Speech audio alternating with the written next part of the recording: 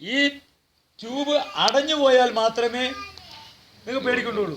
അടഞ്ഞു പോയാൽ അവരത് സ്റ്റഡ് ഇടുന്നുണ്ട്. സ്റ്റഡ് അവനെ ഒന്ന് മാറ്റിയ അവളെ ഒന്ന് പിടിച്ചോ. അപ്പൊ ഈ പിത്തസഞ്ചിയും പാൻക്രിയാസും വന്ന് ചേരുന്നത് ഒരു ജോയിന്റിലാണ്. അപ്പൊ ഈ പിത്തസഞ്ചിക്ക് മാത്രമല്ല, ഈ സാധനം നമ്മൾ കൊടുക്കുന്ന ഒരു കെമിക്കൽ പ്രോസസ്സാണ്.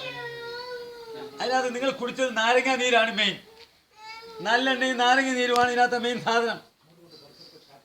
ഈ സാധനം കുടിച്ചു കഴിഞ്ഞപ്പോൾ ഇതിലേ കൂടെ ഉള്ളിൽ കയറിയിട്ട് അതിനെ അലിപ്പിച്ച് തിരിച്ചിതിലേ കൂടെ, പക്ഷെ അങ്ങോട്ട് ഇത് കയറൂല.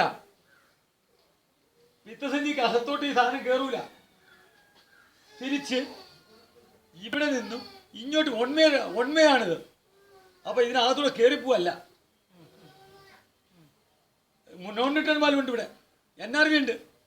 ഇങ്ങോട്ടേ വരുള്ളൂ, അങ്ങോട്ട് കയറൂല. മനസ്സിലായല്ലോ?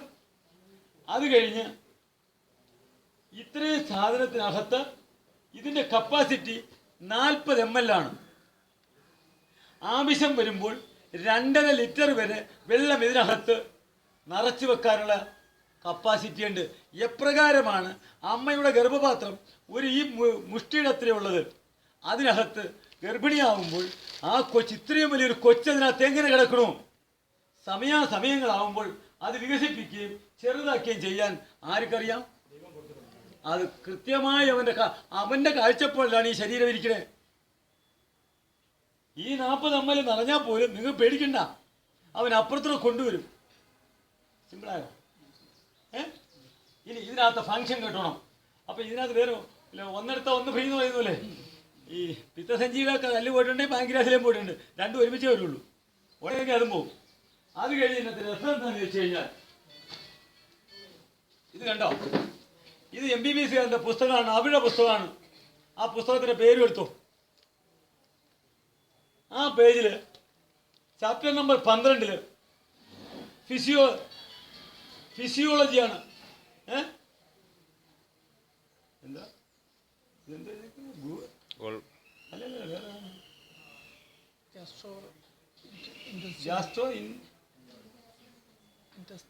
ഇൻഡസ്ട്രിയൽ എന്നാണോ? ഫിസിയോളജി അങ്ങനെയാണോ?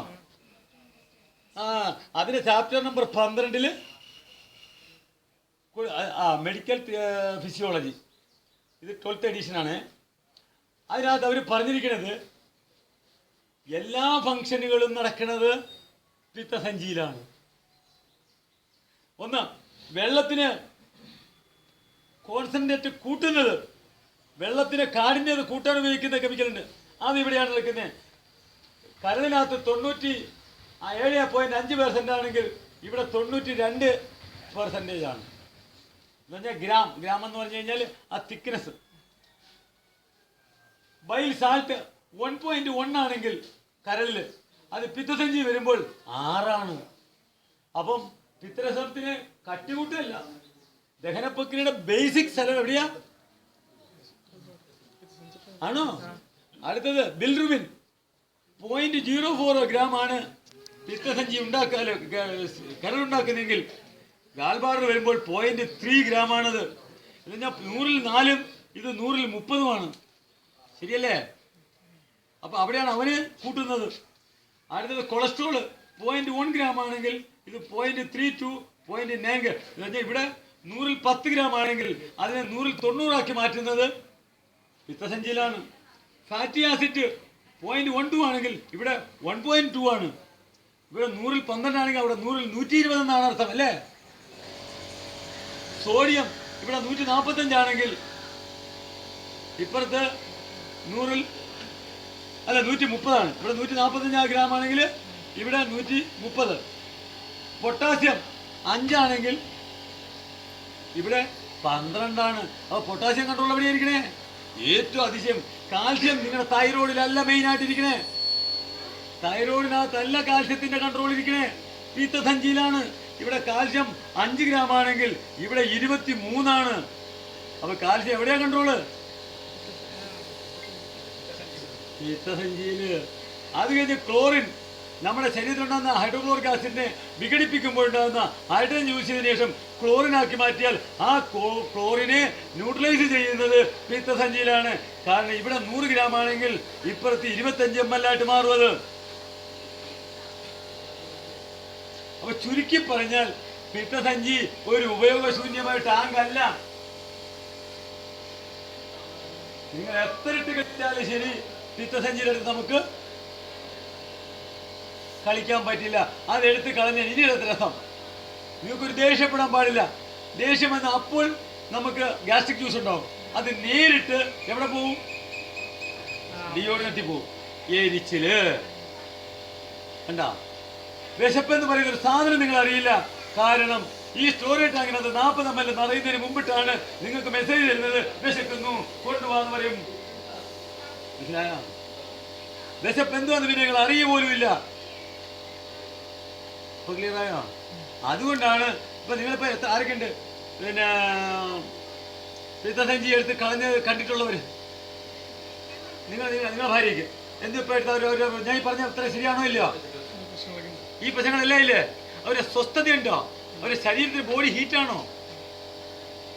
അവർക്ക് ഒരിക്കലും സമാധാനം ഇല്ല. എപ്പോഴും എന്തൊക്കെയോ ശരീരത്തിനകത്ത് കിടന്ന് പ്രശ്നമാണ്.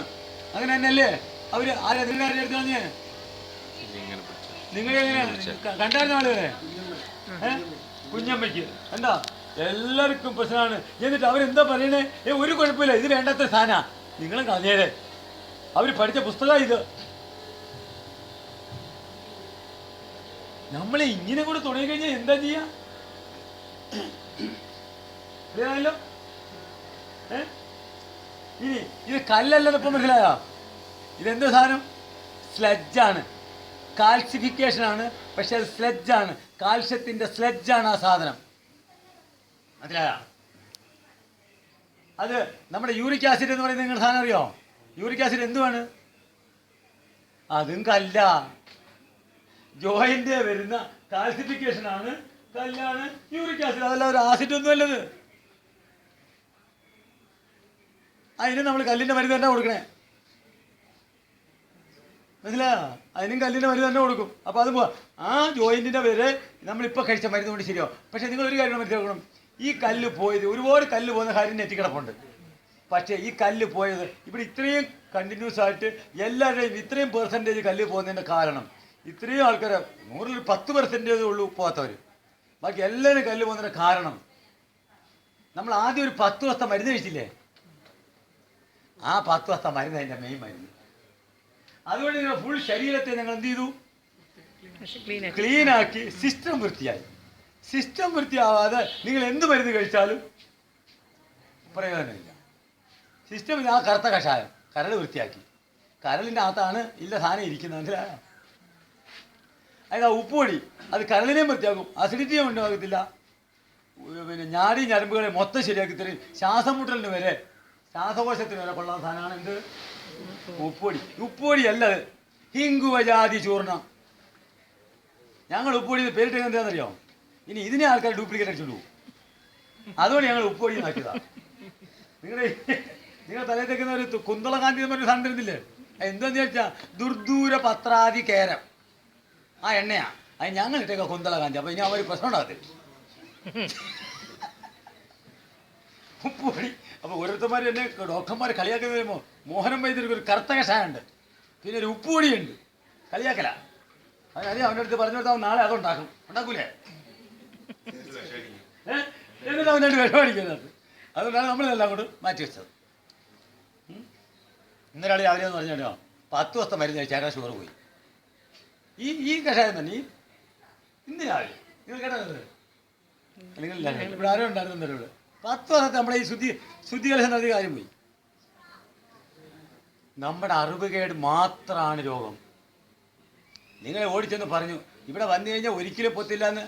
ഇവിടെ വന്നിട്ട് ഒരിക്കലും പോത്തില്ല എന്ന് പറഞ്ഞിട്ട് അവർ രാത്രി മുണ്ട് വിട്ടോണ്ട് ഇങ്ങോട്ട് വരും. അത് രസം. ഞാനിവിടെ പിടിച്ചു വെച്ചിട്ടുണ്ട്. ഇഷ്ടംപോലെ ആൾക്കാർ ഡോക്ടർമാരുടെ. അവരിവിടെ വരും കല്ല് പറക്കാൻ. അവരുടെ ബന്ധുക്കളും വരും ഇവിടെ. അതിന്റെ പേര് പറയാൻ പറ്റില്ല. പേര് പറഞ്ഞാൽ അവർ കാരണം അവരെന്നെ ഇഷ്ടപ്പെടുകയും അവരെന്നിൽ വിശ്വസിക്കുന്ന ആൾക്കാരാണ്. അതുകൊണ്ട് അവരുടെ പേര് പറയുന്നില്ലെന്ന് മാത്രം. അവർക്കും അറിയാം, എനിക്കും അറിയാം. നിങ്ങളിത് ഫേസ്ബുക്കിൽ ഇട്ടാൽ ഇത് കാണുന്ന ഡോക്ടർമാരുണ്ട്. ഞാനിടുന്ന എല്ലാ ക്ലിപ്പുകളും ഞാൻ ഈ ഇടയ്ക്ക് അറിഞ്ഞത് ആദ്യം കാണുന്നത് ഡോക്ടർമാരാണ്, പിന്നെ നിങ്ങൾ കാണത്തുള്ളൂ. കാര്യം അറിയുമ്പോൾ കിംസിൽ നിന്ന് ഒരാൾ ഇവിടെ വന്നു. പുള്ളി പറഞ്ഞ വൈദ്യർ ഇന്ന് എന്തോ ഇട്ടെന്ന് അവിടുത്തെ ഡോക്ടർമാർ നോക്കിയിരിക്കുന്നത്. വൈകുന്നേരം പോകുമ്പോൾ അവർ നോക്കും ഇന്ന് എന്തോ ഇട്ടേക്കുന്നത്, പുതിയ എന്തോ കയറ്റിയിരിക്കുന്നതെന്ന് നോക്കും. അവിടുത്തെ ഒരു വലിയ സാർ വന്നായിരുന്നു ഇവിടെ, അതും പറയാൻ പറ്റില്ല പേര്. അപ്പോൾ ക്ലിയർ ആയല്ലോ. ഇനി ഒരു മാതിരിപ്പെട്ട ആരുടെയും കല്ല് അല്ല നിങ്ങളെ ശല്യപ്പെടുത്തിയത്, അസിഡിറ്റിയും ഗ്യാസുമാണ്. ഈ കല്ല് നിറഞ്ഞ് പിത്തരസം വരുന്നില്ലെങ്കിൽ നിങ്ങളുടെ മലം വെളുത്തേ പോവുള്ളൂ. മലം മഞ്ഞിച്ചാണ് പോകുന്നതെങ്കിൽ ഒരു പേടിയും വേണ്ട, നിങ്ങളുടെ സാധനം ഓക്കെയാ. മനസ്സിലായോ? ദഹനം നടന്നില്ലെങ്കിൽ മലം എങ്ങനെ പോവും? വെളുത്ത് കളറ് പോകും. അപ്പ അനീമയായി അപ്പ കണ്ണിന് നിങ്ങളിങ്ങനെ പിടിച്ചു നോക്കിക്കഴിഞ്ഞാൽ ചുവപ്പ് കാണൂല. അപ്പൊ ശരിയായോ? മലം ദഹിച്ചു പോകണമെങ്കിൽ പോയാലേ അല്ലേ മഞ്ഞ കളറാവുള്ളൂ. അല്ലാതെ മഞ്ഞ കളറാവോ? മലം കറുത്ത് പോയാലേ മോനെ ഇച്ചിരി പാടാ. അല്ല കറുത്ത കഷായം കഴിക്കാതെ കറുത്ത് പോയാൽ അത് ഇച്ചിരി പാടാ മോനെ, അത് ശരിയാവാൻ അല്ലേ? കുടലിനകത്ത് വ്രണം വന്ന് പൊട്ടി ചോരയാണ് ആ കറുപ്പായിട്ട് വന്നത്. മനസ്സിലായോ?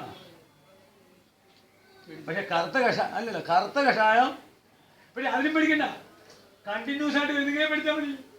നമ്മുടെ മലത്തിനകത്തൂടെ കറുത്ത വരുന്നെങ്കിൽ കുരു പൊട്ടി സന്തോഷിക്കുക. അമ്പലത്തിൽ പോയി അല്ലേ പള്ളിയിലോ പോയി ഒരു കാരണം എന്തുവെങ്കിലും ഇത് രക്ഷപ്പെട്ടു എന്ന് വിചാരിച്ചാൽ മതി. അല്ലേ? അങ്ങനെയല്ലേ? നമ്മൾ ഒരു പ്രാവശ്യം ഈയിടയ്ക്ക് ഒരാൾ എന്നെ വിളിച്ചു, പിന്നെ മലപ്പുറത്ത് നിന്ന് മരുന്ന് കഴിച്ച് നമ്മുടെ എന്താ പേര് ചേർക്കുരു കഴിച്ച് അയാളുടെ അകത്ത് കിടന്ന കുരു പൊട്ടി ഇയാൾ വൊമിറ്റ് ചെയ്തു കുറച്ച് രക്തം. അപ്പം ഞാൻ എന്നോട് വിളിച്ചു വെച്ചു വൈദ്യുതി ഒരുപാട് ചോര വൊമിറ്റ് ചെയ്തെന്ന് പറഞ്ഞു. സത്യത്തിൽ ഞാനും ഒന്ന് മേടിച്ചു. എന്തോ സംഭവിച്ചത് എനിക്കും അറിയില്ല. പക്ഷെ അയാളൊരു ഇച്ചിരി കഴിഞ്ഞു ഞാൻ പറഞ്ഞു എന്നാ ഒരു കാര്യം ചെയ്യും, ആശുപത്രി കൊണ്ടുപോയി നിങ്ങൾ എന്താണെന്ന് നോക്കാൻ മതി. അപ്പോൾ ഒരു പറയാനേ വൈദ്യുതിനെ കൊണ്ടുപോയിരുന്ന ഇപ്പൊ അങ്ങനെ റെഡിയായി. ഇപ്പൊ അങ്ങനെ ഒരു പ്രശ്നമില്ല. ആളോ ഇപ്പൊ നാളെ എഴുതിട്ട് നടക്കുന്നത്. ഇപ്പൊ വിമിഷ്ടവും പോയി, എല്ലാം പോയി. എന്താ സംഭവം? എന്തുവാ? പൊട്ടിയില്ല, നാണം വെളിയിൽ പോയി. അയാൾക്ക് ഭയങ്കര സന്തോഷമായി. പിന്നെ ഇവിടെ വന്നു, 2-3 ദിവസം കഴിഞ്ഞപ്പോൾ വന്നു. ഇവിടെ വന്നപ്പോൾ അയാൾ നല്ല ഒരു കുഴപ്പമില്ല. ചാപ്പാട് കഴിക്കാത്തവ ചാപ്പാട് കഴിക്കുന്നു, ഒരു പ്രശ്നമില്ല. ഇന്ന് ഇതൊന്ന് നിങ്ങളങ്ങ് എടുത്ത് പറ്റിച്ച് ഇതൊന്ന് ഓഫ് ചെയ്ത് ഓഫ് ചെയ്തിട്ട് ഞാൻ ഇനി വരണം പറയും. ഇനി വീണ്ടും റെക്കോർഡ് ചെയ്തോണം. ഇത് വേറെ കൃത്യമായിട്ട് കൊടുക്കും. ഒരു ആയുർവേദത്തിന് കഥ പറയാൻ പോവാം. ഇത് നിങ്ങൾ കൊടുത്തിരിക്കണം. അവരിന്ന് കൊടുക്കും. ഒറ്റ മിനിറ്റ് നിൽക്കാൻ പറയും. ഒറ്റ മിനിറ്റ് ഞാൻ പറഞ്ഞു. മലപ്പുറത്ത് നിന്നാ 8 കൊല്ലത്തിന് മുമ്പിട്ട് ഒരു മുഴ വന്ന് പൊട്ടി. ആ പൊട്ടിയ വ്രണം ഒരിക്കലും പിന്നെ അത് ഇതാവുന്നില്ല. അവസാനം ഒരു കുഴി പോലെ ഇത്ര എല്ല് വരെ കാണാമായിരുന്നു. ഇത്രയും വലിയൊരു വ്രണം 8 കൊല്ലം കഴിഞ്ഞപ്പോൾ ലാസ്റ്റ് അവർ 6 കൊല്ലം കഴിഞ്ഞപ്പോഴത്തേക്ക് അവർ പറഞ്ഞു ഒരു കാര്യം ചെയ്യും, ഇവിടെ വെച്ച് കാല് മുറിച്ചളയാം. അങ്ങനെ ആരോ പറഞ്ഞ് ഇവിടെ വന്നു. നമ്മൾ 8 മാസം എടുത്തത് കരിയാൻ ഫുള്ള് കരിഞ്ഞു. അവരെ ഇപ്പം നിങ്ങളുടെ മുമ്പിൽ നിന്ന് ഇറങ്ങിപ്പോയത്. പറഞ്ഞേച്ചാ പോയത് അല്ലേ? ഇതെല്ലാം പറഞ്ഞില്ലേ? 8 കൊല്ലം കഴിഞ്ഞ് അവര് സന്തോഷിച്ച് നല്ല ഉറക്കമായി. ഒരു ഭാര്യ ഭർത്താവ് കൂടെ ഇപ്പൊ വന്നേച്ചു. കണ്ടില്ലേ? അവരാണ്. നിങ്ങൾ കണ്ടില്ലേ? നിങ്ങൾ നേരത്തെ കണ്ടേ അവരെ. പക്ഷെ ഇവരെന്ത് ഇടയ്ക്ക് വെച്ച് ആ കൊച്ച് ഇവരെ കയ്യിൽ മോട കൊച്ച് ഇവിടെ കൊണ്ടുവന്ന് എന്തോ കൊണ്ടുവന്ന് നഖം കൊണ്ടുവന്ന് ഒരു ഇങ്ങനെ മാന്തിയപ്പോ ഒന്ന് പഴുത്തു.